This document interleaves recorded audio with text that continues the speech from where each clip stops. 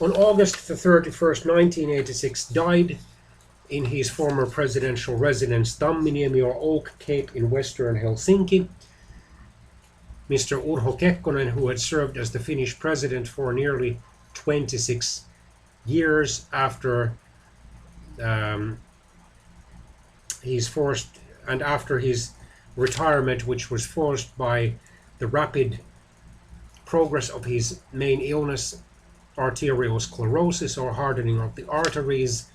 The retirement was announced, or resignation was announced by him in a signed letter in October 1981 and became effective with the inauguration of his successor, Mr. Mauno Koivisto, in January 1982. Mr. Kekkonen was notable for his rather authoritarian style of government, which included pressuring fellow politicians, whether cabinet ministers or party leaders or prominent members of parliament, and also civil servants and trade union leaders, into accepting his consensual social, economic, foreign, and other policies. On the other hand, he worked hard to improve the reputation of Finland as a neutral and balanced and modern Western democracy who wanted to have good relations with all countries. He was instrumental in organizing the European Conference on Security and Cooperation in Helsinki, the Finnish capital, in 1975, and its protocol was signed by the political leaders of almost all European countries and by the US President Gerald Ford and the Canadian Prime Minister Pierre Trudeau. Later on, his style of government, especially after his retirement from office, has been criticized.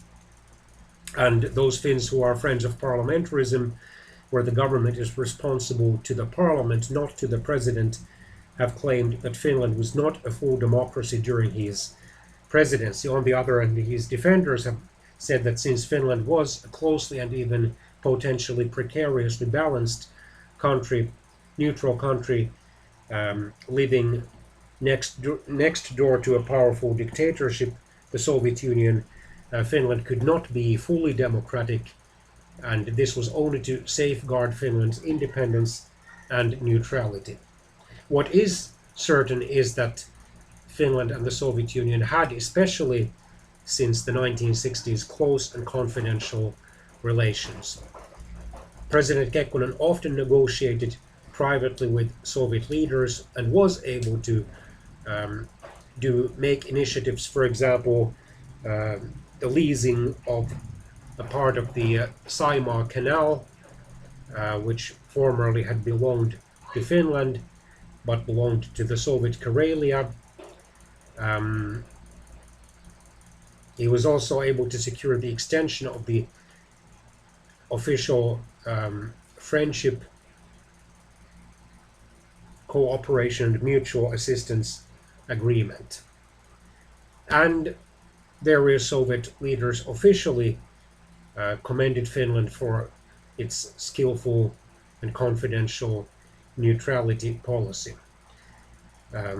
President Kekkonen was even able to earn the official approval of Finland's foreign policy by various Western democratic leaders, although many ordinary people in the Western democracies outside Northern Europe or Scandinavia or Nordic countries did believe that Finland was at best only partly independent, and pointed to the fact that, for example, the Finnish mainstream media tended not to publish negative news about the Soviet Union, for example, about its various human rights publications, or to be circumspect and selective in publishing such news. And it is unfortunately a well-known fact that during the Cold War decades, books critical of the Soviet Union often were not published by the mainstream Finnish publishing companies, although they were published by smaller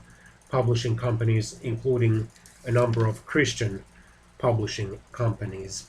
Anyway, as depending on your point of view, a negative or positive legacy of President Kekkonen's notable long presidency, nowadays the Finnish president is only able to serve up to 12 years in office, and those 12 years must be consecutive to presidential terms. The president is elected directly, no longer through an electoral college.